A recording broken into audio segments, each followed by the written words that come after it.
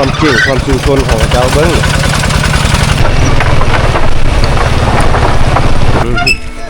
พูนโยกโยกเนาะผู้ห้าพูนมีความดุความมันความขยันเพิ่นเนาะโอ้ยเป็นภาพบรรยากาศที่หาเบิ่งยากพี่น้องเอ้ยโอ้ยเมื่อยอีนางเอ้ยจังสีได้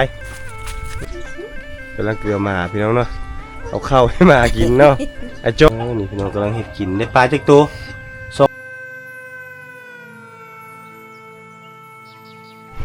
ลงไปนี่จะเป็นเซลานองพี่น้องสัมผัสบรรยากาศน้ำเซลานองนำกันสร้างมาแต่ละปีเขาจะขึ้นคนละทางโอ้เดี๋ยวมาขึ้นนี่แม่นไปลงทางนี้เลยคือสิ่งที่เขาเห็นอันนั้นแหละโอ้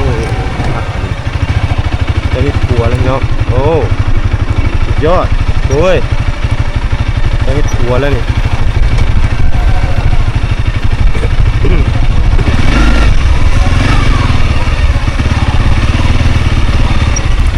ไปทางไหนนี่โก้แม่นอยู่บนทางนี้ทางไปที่ทางไปเนาะไปลงก่อนค่อยหาทางไปแล้วโอ้ยนี่บ่ลุ่มนี่ตะโกยไปได้บ่ก็เดี๋ยวย่างไปเด้อเอาไปนี่ก่อนเด้อ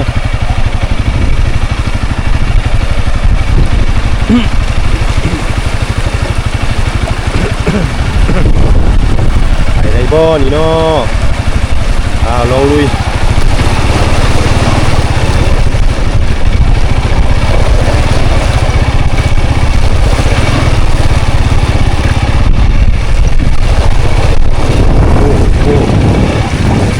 โอ้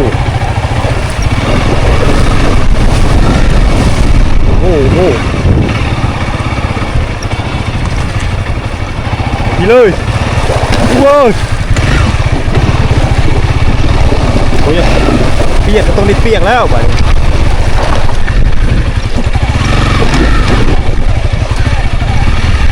โอ้โทเกือบล้มมันมืด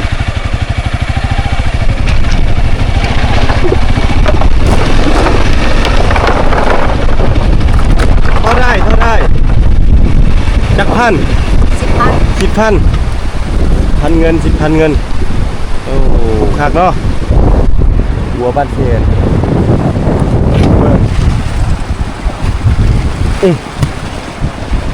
แป๊บหนึ่งเด้อถ่ายคลิปนี้ก่อนโอ้พี่น้องจับก่อนมา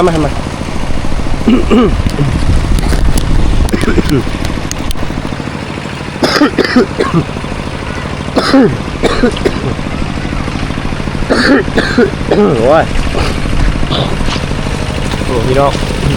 พ่อกับเจ้าลุยเขาเอามาตามผู้ใดเนาะลงมาตามนี้เลย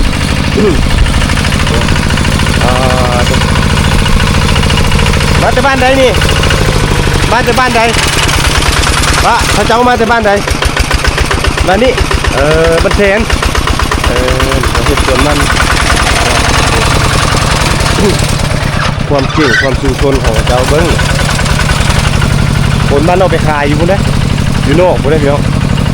โอ้โหนี่หาดบ้านแสนคักน้องพี่น้องโอ้เขาจะลงทางพี่เมื่อกี้นี่เขามานี่เกือบพี่น้องเนาะเกือบรถล้มอยู่บนนี้โอ้อันนี้ครัวบ้านแสนเนาะครัวเขาจะครัวต่ำๆครัวข้ามน้ำเซลานองอะไรนี่อันนี้เป็นแม่น้ำสายเซลานองพักอยู่บรรยากาศเนาะถือว่ามาทางนี้ได้ข้ามนี่ก็ได้ไม่ได้ถามเพิ่นผมว่ารถใหญ่ข้ามได้ไหมขวานี่รถกระบะข้ามได้ป่ะข้ามได้เนาะรถกระบะนี่ขั้นตัวได้นี่กลับไปแล้วกลับเซนนึงโอ้ไป50 มา 50รถเป้าบ่เล่นรถเป้านี่บ่ได้ใส่ยังเลยบ่ได้ใส่ยังกับ50ใส่กับ50เฮ็ดจักมื้อจังแล้วนี่ครัวนี่3 มื้อบ้านได้เฮ็ดมีแต่บ้านแสนนี่บ่นอนเฝ้าเลยบ่พี่น้องไป10,000 มากับ10,000ตัวนี้เนาะอันนี้คือขัวบ้านแสน10,000กับโบเพงพี่น้องเนาะราคาพอข้ามอยู่นี่เห็นบอกเด็กน้อยคนลงมาอาบน้ำใส่น้ำ ตามนี่กับคนขี้หินเก็บขี้หินเมื่อเฮ็ดซ่านเนาะอันนี้คืออาชีพเบื้องหลักของคนในเขตนี้ น้ำนี่เป็นแม่น้ำที่ไหลมาแต่พูนละบ้านสามสาวบนเลยพี่น้องผมทางพวกกำลังลงมาอาบน้ำเต็มเลยมาแต่ให้แต่สวนแล้วก็พากันมาอาบน้ำอยู่นี่ไปเดี๋ยวออกเดินทางก่อนพี่น้องบ้านนี้ลุยอีกก่อนไปก่อน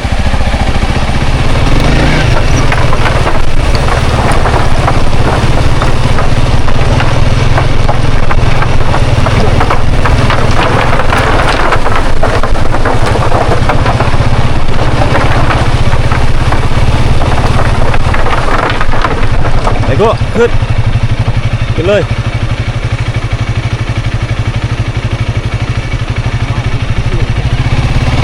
หามากระจายให้เขาไป10,000มา10,000บ้าน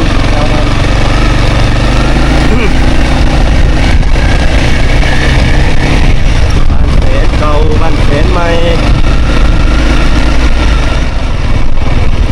ไปเด็กน้อยดีกว่าโอ้ขับรถได้ใครละบ่เนาะกูขับรถไปขับเป็นโบโกมาตักน้ำบ่เจาะเลยเจาะน้ำเลย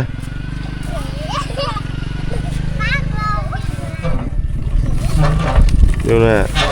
แอด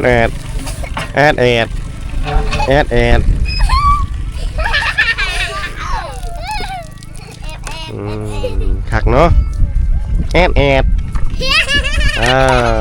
พี่น้องเด็กน้อยในชนบทน้อยหนึ่งเนาะมาตักน้ำเฮ็ดเวียกช่วยพ่อช่วยแม่ได้แหละคุณเอาโยกอีนางแหวดคุณ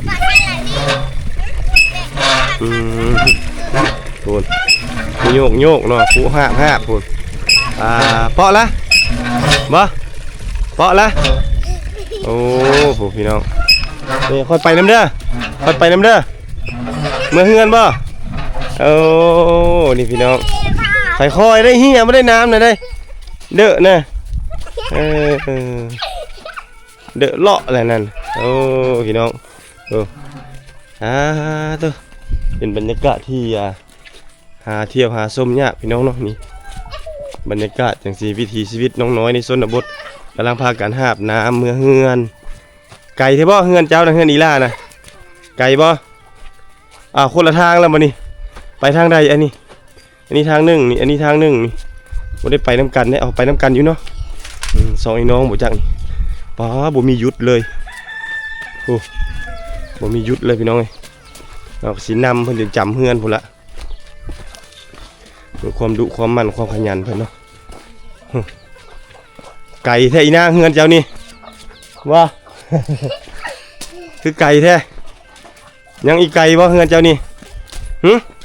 ดุงไม้นี่แยกแล้วบัดนี้พี่น้องนี่ไปทางนี้อีนางไปทางนี้ไปทางหาอีนางนี่ซะอีนางคือสิใกล้ใส่พี่น้องโอ้ยเนาะพ่อแม่ไปเฮ็ดเวียกไปให้ไปสวนลูกสาวอยู่เฮือนนี่พากันไปตักน้ำโหปดเกิดได้พี่น้องเอ้ยโอ้ยเป็นภาพบรรยากาศที่หาเบิ่งยากพี่น้องเอ้ยบ่ตุกผู้เคยตักน้ำตำเข้าสมัยแต่ก่อนก็จังซี่ละค่อยๆขึ้นนี่นางโอ้ยยันจะตกเฮือนนี่โอ้ยเก่งอะไรเด้พี่น้องเอ้ยพูดนะตัวเพื่อสิได้น้ำหาบหนึ่งมาเฮือน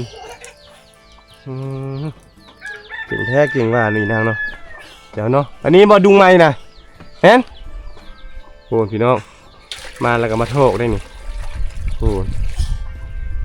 เอาไปแล้วนี่กันเนาะหิวมาโถกไปเอาอีกบ่ไปตักอีกบ่เจาะอีกบ่พอแล้วคักพี่น้องเลย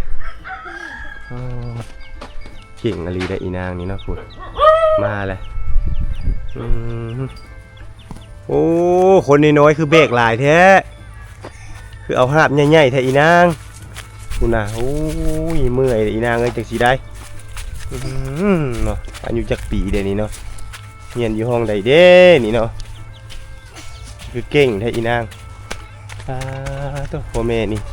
ถือว่าสอนให้ลูกเพิ่นนี้ฮู้จักควมมะลิเฮือนไก่ใช่ป่ะไก่บ่เฮือนเจ้า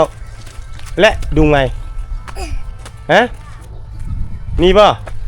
โอ้อยู่นี่พี่น้องโอ้ยค่อยๆได้ค่อยๆได้นั่งอาญานจะล้มโอ้โอ้ค่อยๆเอาโกนี่จับโกไปจับโกไปขึ้นเลยโดนจุดงเลยเอาไปเอาไอ้พ่อเฮ้ไปเดินทางได้มาเอากล้องขึ้นมาโอ้ยเอาจับดีๆไหมกล้องนี่พี่น้องปูเปิดสีหอดโอ้ยอายผมไม่ได้เอามาหอดเหื่อยนี่เนาะเอาไปค่อยๆหน้าค่อยๆนี่ปูพี่น้องป้าต้องความลำบากนี่เด้อคือว่าเขาเจ้ามีความอดทนที่สุดเนาะปูเพื่อจะได้เข้าได้น้ำมาเฮือนไปตักไปหาบมาทาพ่อทาแม่เนาะอปีอปะบ่แหละ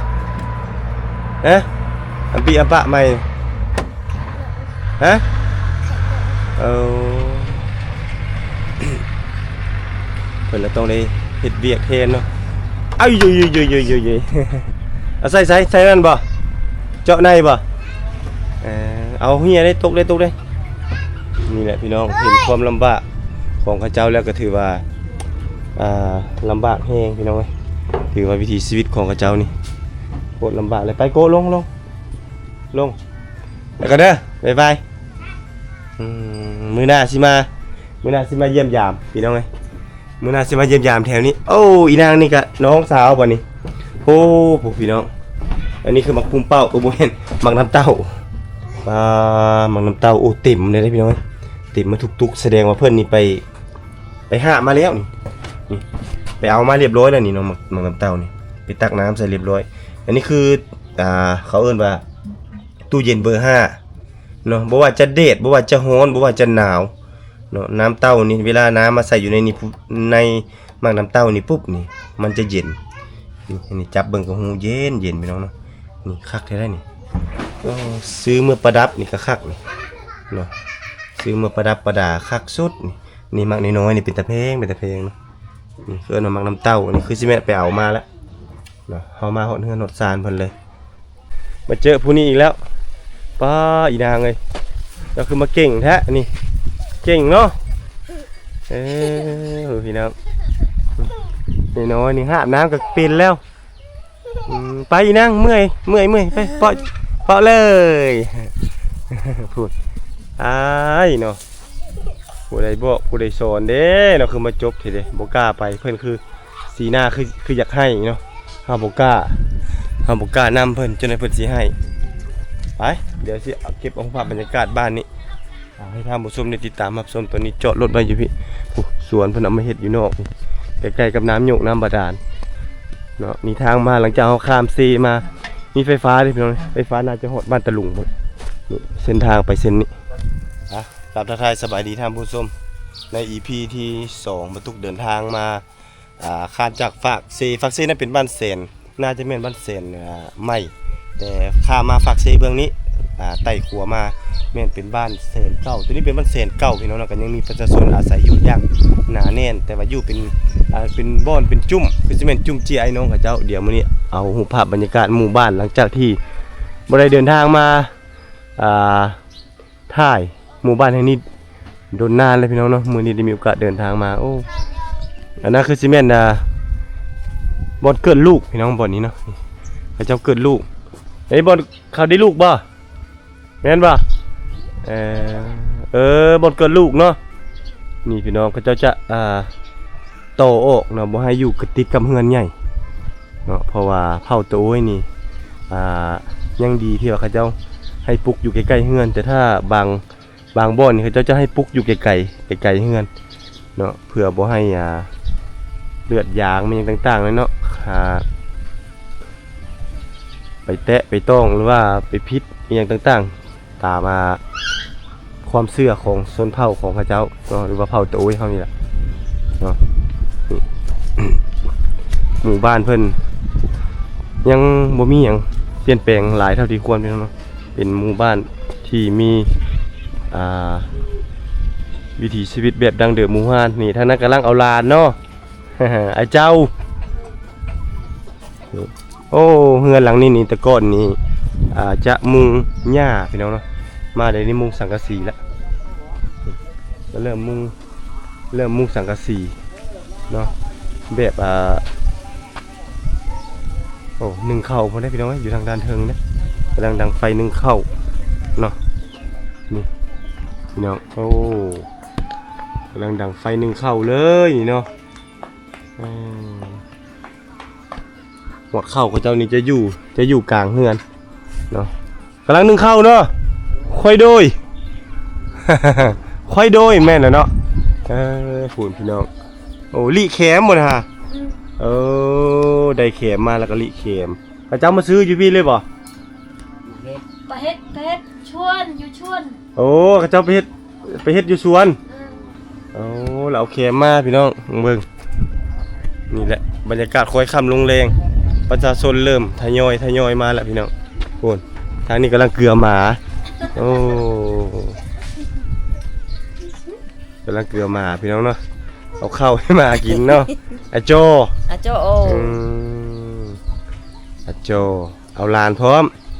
อันนี้เจ้าอันนี้โจ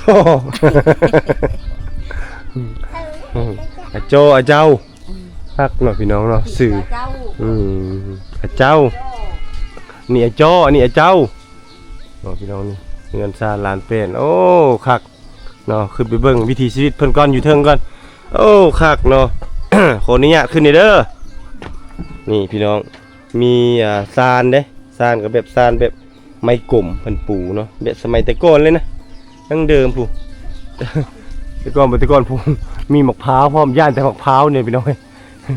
ย่านแต่มะพร้าวมันล่นตกทำมาเครื่องกลางใครเนี่ยมันตกฝากพี่กับฝากนี่ตกกำลังนอนรับแซ่บๆม่วนๆนี่โอ้พอแห้งเลยพี่น้องเลยโอ้ใครแต่มะพร้าวห้าวโอ้มีได้มะพร้าวห้าวเนี่ยอันตรายนี่คักเนาะน้ำเต่าจะนี่เนาะรวยนี่รวยบ่นี่มันยัง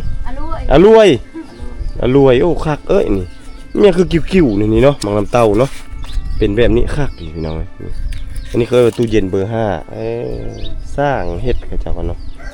ในสมัยแต่ก่อนนะมันบ่มีกระตุกกระติกที่มันเป็นพลาสติกเด้เจ้าเลยนี่แหละเอาภูมิปัญญาชาวบ้านนี่แหละเนาะปลูกมันน้ำเต้ามาแล้วก็เอามาส้มไซให้มันเกิดประโยชน์เนาะแถมเย็นนี่อากาศร้อนๆแสดงก็ตามไปตั้งอยู่กลางแดดนี่ยังเย็นคือเก่าอันนี้เนาะกินได้สบายขออนุญาตเด้อโอ้กำลังดังไฟนึ่งข้าวเนาะมาแต่ให้แล้วนี่เนาะโอ้นี่พี่น้องข้าเจ้ามารับซื้ออยู่พี่เลยบอกเข็มนี่โอ้ทางใดคนทางใดมาซื้อคนบ้านอาจารย์ก็ได้หลายคนเนาะอันนี้ปลูกเอาแม่นบ่อยู่สวนโลเท่าไหร่นี่เขามาซื้อเท่านี้โล2,000คันแห้งคันดิบเด้5,000ขายแห้งดีกว่าเนี่ยนี่เนาะเอาเลยแล้วถ้าเจ้าก็ขายแห้งคือกันบ่นี่พี่น้องฤดูกาลมันสิได้เก็บอยู่ประมาณ2 เดือนนี่เนาะแม่นบ่เดือนใดนี่หมดนี่แขมนี่ฮะบ่ได้เฮ็ดบ่นี่พี่น้องโอ้น้ำเต้าหมดอันนี้เนาะรวยหมดนี่เนาะโอ้คักอ้าวขอบใจเด้อนี่ได้เห็นวิถีชีวิตสิ่งที่สร้างรายได้ให้กับเจ้าหรือว่าเป็นเม็ดเงินให้กับเจ้าได้เลี้ยงครอบครัวนั่นก็คือยามนี้แม่นยางโบเนาะยางโบนี่แม่นมันบ่มีทุกปีได้พี่น้องก็อาศัยเฮาปลูก 5-6 ปีเนาะเขาเจ้าจึงจะตัดเทื่อนึงตัดก็บางเทื่อ ปีนี้เฮ็ดบ่หมดก็ปีต่อไปปีถัดไปอีกเนาะก็เฮ็ดอีกเริ่มเฮ็ดอีกคือเก่าเนาะนี่ทางนี้ก็ตากข้าวพี่น้องข้าวตะโอนก็สิประมาณนี้แต่ก็บ่ค่อยเห็นกิจกรรมหลายเท่าที่ควรเนาะนี่เขาเจ้าจะสานเอาตัวนี้สานเฮ็ดเป็นอันนี้เขาก็บ่ได้เอิ้นกระด้งเลยตัวนี้นะนี่ปุโอ้ตากยาสูบพี่น้องยานี่เป็นยาที่เขาเจ้าปลูกเองยาปลูกเองนี่จะเป็นยาดีปุ๊กคักเวลาเขาเจ้าสูบเข้าไปแล้วเฮ็ดให้ร่างกายเขาเจ้านี่มีเหื่อยมีแฮงทางให้ทางสวนไปใส่ข้ามน้ำอ๋อเล่นแล้ว ย่านพี่น้องเวลาเทื่อนี่บ่าวมานี่คนนี่สิเต็มเลยโกแถวนี้คนสิมาต่ำเข้าต่ำน้ำนี่เต็มเลยอยู่ที่บ้านแสนแห่งนี้นี่แหละคือหมู่บ้านในชนบทพี่น้องเนาะแต่ละหลังคาเฮือนพากันเฮ็ดแขมเป็นยังนี่คือสิเป็นบ่อนต่ำเข้าฟัดเข้าบรรยากาศยามเช้าสิเห็นเลยนี่ต่ำปึกปักปึกปักโอ้นี่พี่น้องเอ้ยเนาะโอ้ยถ้าเจ้าเกิดมาเนี่ยถ้าเจ้าดีแล้วที่ว่าเกิดมาแล้วเข้ากับบริต่ำน้ำกับบริตักเนาะแต่ชนบทนี่เห็นบ่นี่บ่าวพามาเบิ่งความลำบากของเจ้าเด็กน้อยๆหนึ่งซ้ำผู้น้อยๆนั่นซ้ำนิตาเหม็นบ่ห้ามน้ำได้เลยเห็นบ่เก่งบ่เขาเจ้าเก่งบ่เขาจะมีความอดทนบ่มีความอดทนเนาะอดทนหลายเลยโกว่ะนี่ถึงสามารถตามเข้าอันนี้เป็นอุปกรณ์ในการผ่าฟืนนั่นนี่โกยนี่เห็นบ่นี่เขาผ่านี่นะโกยนี่ได้นี่ต้องผ่าให้ถึกเลยโกยแล้วให้มันแตกออกอาศัยว่าฟืนนี่มันจะได้ดังกุ้มโดนแล้วก็ลุกไวเบิ่งเฮือนเขาเจ้านี่เฮ็ดโตๆไปนี่โกลงมานี่เฮ็ดออกปุ๊ไปพูดเลยเนาะจักเพิ่นกำลังเฮ็ดอีสังกินกับบ่ฮู้ ตัวนี้เด็กนี่ลูกจ้องอันนี้ก็อันนี้คือลูกจ้องสมัยสงครามเวียดนามนี่เขาจะเอาไม้มาใส่นี่ไม้เนื้อแข็งมาใส่นี่โอ้โหแล้วก็เฮ็ดเป็นคันไดขึ้นนึ่งข้าวว่าควายโดยบ่ยังบ่ได้นึ่งเนาะตาจ้าบ่เบิ่งขึ้นเบิ่งนี่เด้อคือยิงนี่เด้อโอ้นี่พี่น้องเข็มเดี๋ยวนี้ประชาชนกำลังเฮ็ดเข็มเนาะเฮ็ดเข็มเฮ็ดยังโอ้เชี่ยใส่มองมานี่ฮะนี่พี่น้องกำลังเฮ็ดกินได้ปลาจักตัว2ตัว3ปูนไปไปแล้ว3พี่น้องเนาะนี่ตาจ้ายังนี่เฮ็ดยังกินปิ้งโอ้เอือบเกลือหลายๆนี่ปิ้งแล้วสงสัยนี่โอ้ได้3ตัวพี่น้องนี่แหละหากินแบบธรรมชาติกินง่ายอยู่สบายพี่น้องเลยวิถีชีวิตของพระเจ้าขอบใจเด้อมันส่วนเด้อโอ้ยค่อยอุกนกขันไดนี่เด้อพยันตกแม่งยังดอกไปพี่น้องเลยเลาะต่อคือว่ายามนี้เริ่มประชาชนเพิ่นเริ่มมาแต่ให้แต่หน้าแต่สวนแต่ก็จะบ่ได้เห็นวิถีชีวิตการตำเข้าตำน้ำมีอย่างของเขาเจ้าเนาะเนื่องจากว่าเขาเจ้าก็กำลังกลับมาแต่ให้แต่สวนเขาก็ยังบ่ค่อยเห็นวิถีชีวิตเพิ่นปานใดพวกเห็นบ่ถ้านักกำลังโยกน้ำ มาเบิ่งการโยกน้ำมีแล้วพี่น้องโย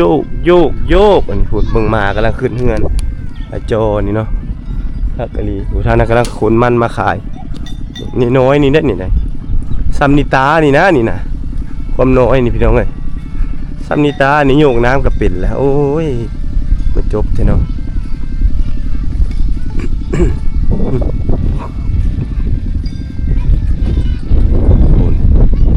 ทางผู้เฒ่าผู้แก่เนาะครบสุดเลยพี่น้องเอ้ยมาอาบน้ำอาบท่าเมื่อแล้วนี่จูแล้วอ้าวยกเลย เอาโยก เอาเลยขักนะเอาโยกเลยนะเก่งได้ดีได้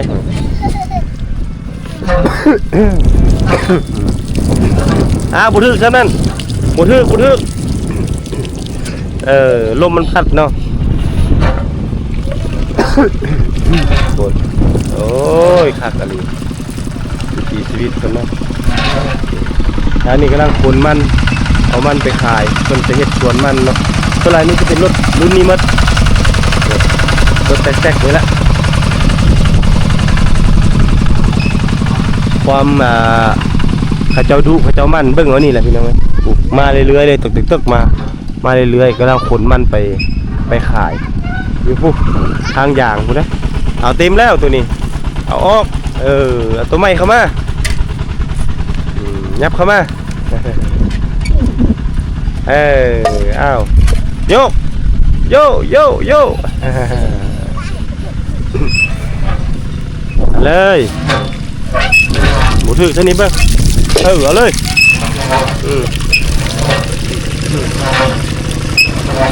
โอ้พี่น้องเต็มรถเลยเข้าคักเนาะโอ้พี่น้องวันนี้ได้ลายบ่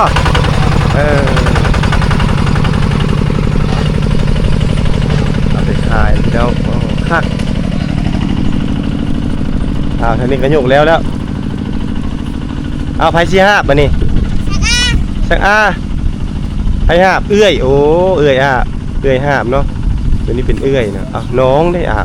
าบได้นี่ได้ไปแพ้บ่อีนางโอ้ยนักนี่เนาะเฮ้ยหอดเฮือนอยู่บ่นี้นางหอดอยู่บ่เฮือนนี่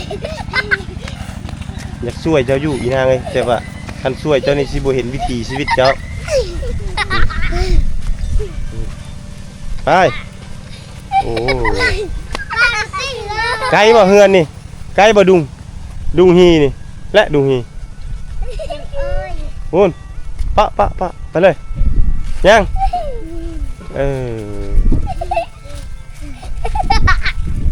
เอาโกจับกล้องโกจับแล้วย่างไปพร้อมรถโกเด้ออ่ะเจ้าย่างไปทางหน้านี่จะเตะโจเด้อคันนี้เอาเห็นบ่มาไอ้ช่วยมาไปโกย่างไปเมื่อจูเอา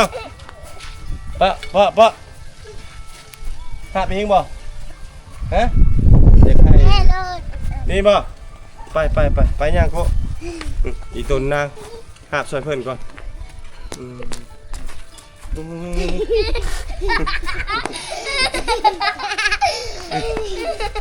ไปโกย่างเดี๋ยวเลยหาบซอยน้องรถผมมันต้องปิดจังหวะดิพี่น้องถ้าไม่จังหวะนี่เหี้ยมัดน้ำจวกมันคือหอดเงินนี่บอกเงินเราโอ้เงินหลังเดียวกันกับเอื้อยเพื่อนแต่เอื้อยเพื่อนให้น้องห้าน้องเอ้ยมาเจ้า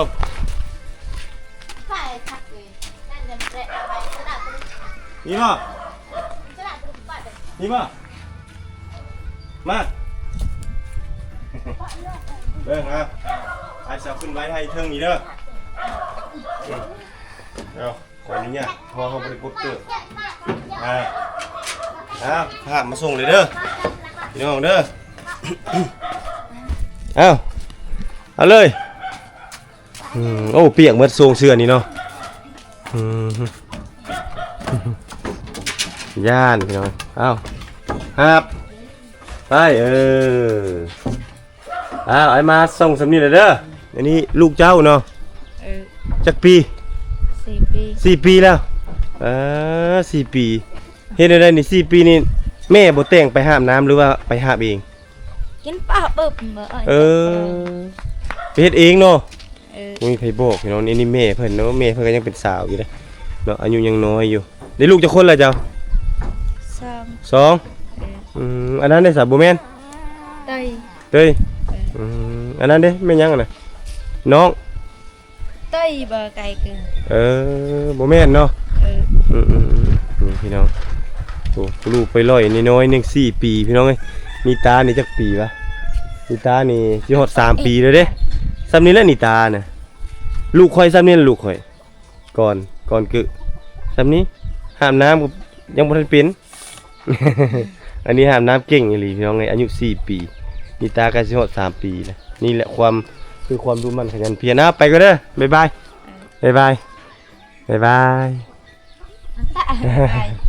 ตาบ๊ายบายบ๊ายบาย